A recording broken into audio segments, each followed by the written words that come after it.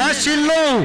सिल्लू बाऊ अकबरपुरिया सिल्लू तगड़ी कैच की कोशिश करता हुआ हरियाणा प्रदेश का नहीं दुनिया का महान खिलाड़ी। हरियाणा की मिट्टी ने देश को कई बड़े खिलाड़ी दिए हैं, लेकिन कुछ कहानियां सिर्फ खेल की नहीं होती। ये कहानी है रोहतक के बहु अकबरपुर गांव के एक ऐसे लड़के की जिसने किसान परिवार से निकलकर कबड्डी की मिट्टी में अपना नाम बनाया। एक ऐसा खिलाड़ी जिसे आज लोग उसके खेल से ज़्यादा उसके निकनेम से जानते हैं। जी हाँ, चीता। मैं बात कर रहा हूँ शीलू बलारा की। कहा जाता है कि कबड्डी के मैदान में जब सामने वाला खिलाड़ी रेड डालने आता था तो शीलू का खेल देखने लायक होता था।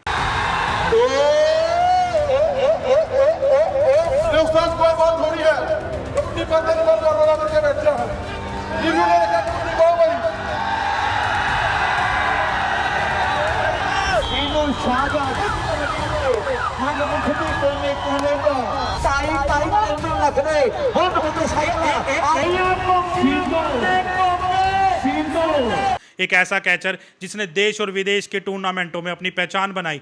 2022 के कनाडा वर्ल्ड कबड्डी कप में उसे बेस्ट कैचर चुना गया। बाद में बड़े टूर्नामेंटों में उसकी कमाई लाखों तक पहुंची और रिपोर्ट्स के मुताबिक उन्होंने कई ट्रैक्टर और दर्जनों मोटरसाइकिल तक पुरस्कार में जीती। लेकिन आज शीलू बलारा की कहानी सिर्फ इन उपलब्धियों की वजह से चर्चा में नहीं है दोस्तों।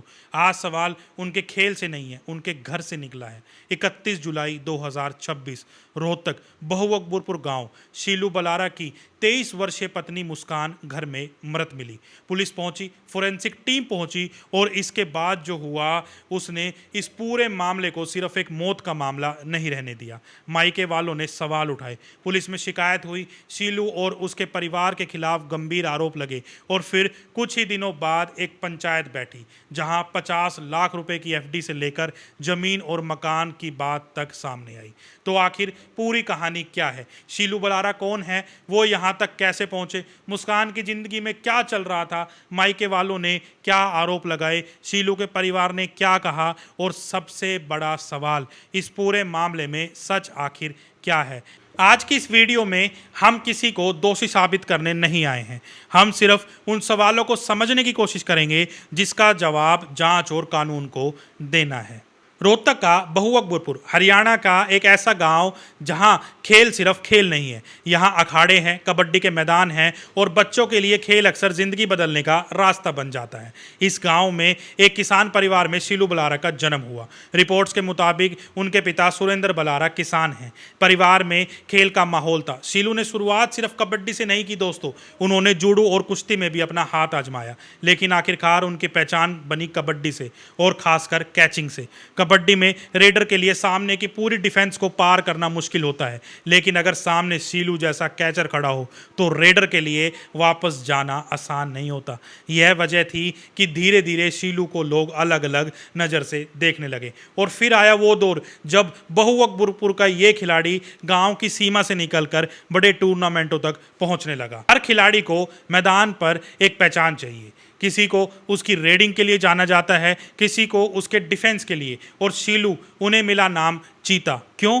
क्योंकि उनकी पकड़ और मैदान में तेजी उन्हें बाकी खिलाड़ियों से अलग बनाती थी। 2022 में कनाडा वर्ल्ड कबड्डी कप में उन्हें बेस्ट कैचर चुना गया। उनकी इस उपलब्धि के बाद बहु अकबरपुर में उनका सम्मान हुआ। गांव के लोग उनके स्वागत के लिए जुटे और ये सिर्फ एक खिलाड़ी की जीत नहीं थी, एक गांव की जीत थी, एक किसान परिवार के बेटे की जीत थी। क्योंकि गांव में जब कोई लड़का खेल के जरिए आगे बढ़ता है तो उसकी सफलता सिर्फ उसके घर की नहीं रहती, पूरे गांव की हो जाती है। कबड्डी को अक्सर हम टीवी पर कुछ मिनट देखकर भूल जाते हैं, लेकिन गांवों में कबड्डी की अर्थव्यवस्था अलग है। बड़े टूर्नामेंट में खिलाड़ी लाखों रुपए तक कमाते हैं और शीलू बलारा भी इसी सफर का हिस्सा बने।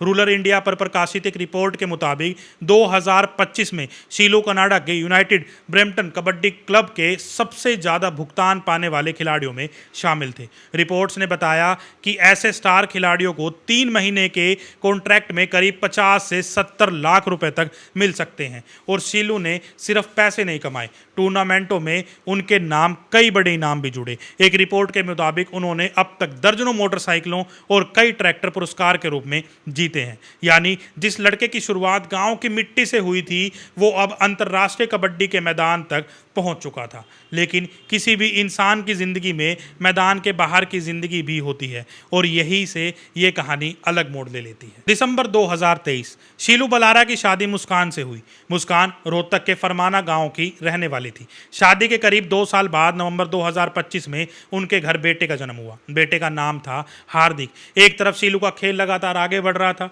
दूसरी तरफ घर में एक छोटा बच्चा था। बाहर से देखने पर यह कहानी एक आम परिवार की कहानी लगती है, एक खिलाड़ी, उसकी पत्नी और उसका एक छोटा बच्चा। लेकिन फिर आया 31 जुलाई 2026 और सब कुछ बदल गया। शुक्रवार का दिन, रोहतक का बहु अकबरपुर गांव। मुस्कान अपने घर में मृत मिली। शुरुआती रिपोर्ट में इसे आत्महत्या बताया गया, लेकिन पुलिस मौके पर पहुंची। फोरेंसिक टीम ने घटनास्थल से सबूत जुटाए। शव को पोस्टमार्टम के लिए PGIMS रोहतक भेजा गया, लेकिन कहानी यहीं खत्म नहीं हुई। मुस्कान के मायके वाले मौके पर पहुंचे और उन्होंने सवाल उठाए। उनका आरोप था कि मुस्कान को आत्महत्या के लिए मजबूर किया गया।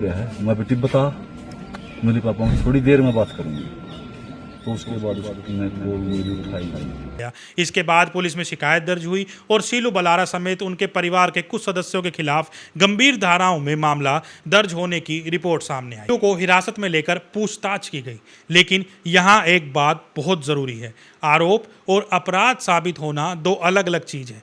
अभी किसी अदालत ने यह तय नहीं किया है कि इन आरोपों में कौन दोषी है। पुलिस की जांच और कानूनी प्रक्रिया ही यह तय करेगी। इस पूरे मामले में एक और चीज चर्चा में आई। मुस्कान ने अपने मौत से ठीक एक दिन पहले सोशल मीडिया पर एक रील शेयर की थी। अब लोग उस रील को देखकर अलग अलग तरह के मतलब निकाल रहे हैं, लेकिन यहाँ हमें बहुत सावधान रहना होगा दोस्तों। किसी सोशल मीडिया पोस्ट या रील को देखकर किसी व्यक्ति की मानसिक स्थिति या उसकी मौत का कारण तय नहीं किया जा सकता था। ये काम जांच एजेंसियों का है और इसलिए वीडियो में हम इस रील को सेंसिटाइजेशन नहीं करेंगे, क्योंकि किसी की आखिरी सोशल मीडिया पोस्ट और उसकी मौत की वजह मान लेना पत्रकारिता नहीं है। मुस्कान के पिता की शिकायत के बाद मामला गंभीर हो गया। रिपोर्ट्स के मुताबिक शिकायत में शीलू, उनके माता पिता और भाई के खिलाफ दहेज प्रताड़ना और मौत से जुड़े आरोप लगाए गए। दूसरी तरफ शीलू के परिवार की तरफ से इन आरोपों को खारिज किया।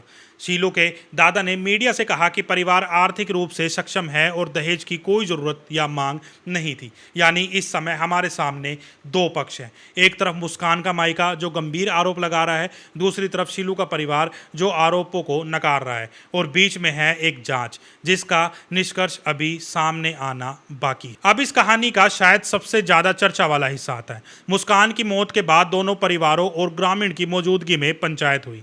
इस पंचायत में मुस्कान के परिवार ने शीलू के परिवार को माफ करने पर सहमति जताई, लेकिन इसके साथ कुछ शर्तें रखी गई। सबसे बड़ी शर्त थी 50 लाख रुपए की FD। रिपोर्ट्स के मुताबिक यह FD शीलू और मुस्कान के बेटे हार्दिक के नाम किए जाने का फैसला हुआ।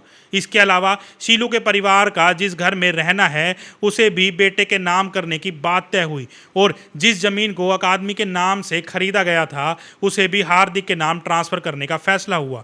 मुस्कान के पिता सुखबीर सिंह ने इन फैसलों पर सहमति जताने और शिकायत वापस लेने की बात कही। यानी एक तरफ पुलिस की कानूनी प्रक्रिया और दूसरी तरफ गांव की पंचायत के जरिए दोनों परिवारों के बीच समझौते की कोशिश की जा रही है। और यहीं से इस कहानी में सबसे बड़ा सवाल पैदा होता है, अगर मामला इतना गंभीर था, अगर पुलिस में शिकायत दर्ज हुई थी, तो फिर पंचायत में समझौता कैसे और क्यों हुआ?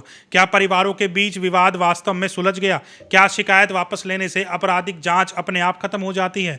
और क्या पंचायत का फैसला अदालत के फैसले के बराबर होता है? इन सवालों का जवाब समझना बहुत जरूरी है दोस्तों, क्योंकि पंचायत सामाजिक स्तर पर फैसला या समझौता करा सकती है, लेकिन आपराधिक मामले में अंतिम कानूनी स्थिति पुलिस की जांच और न्यायिक प्रक्रिया से तय होती है। इसलिए अगर शिकायत वापस लेने की बात हुई भी है तो इसका मतलब ये नहीं है कि बिना कानूनी प्रक्रिया के मामला अपने आप खत्म हो गया है। इस कहानी में अगर हम सिर्फ शीलू को देखें तो हम आधी कहानी देखेंगे, अगर सिर्फ मुस्कान को देखेंगे तो भी आधी कहानी दिखेगी, क्योंकि इस कहानी के बीच में एक बच्चा है, हार्दिक। एक ऐसा बच्चा जिसे शायद अभी ठीक से बोलना भी शुरू नहीं किया होगा, लेकिन जिंदगी भर उसके पास एक सवाल रहेगा, उसकी माँ उसके साथ क्यों नहीं है? और शायद यही इस पूरी कहानी का सबसे दर्दनाक हिस्सा है। एक तरफ एक पिता है जिसने खेल के मैदान में अपना नाम बनाया, दूसरी तरफ एक माँ है जो जो अब इस दुनिया में नहीं रही, और बीच में एक छोटा बच्चा है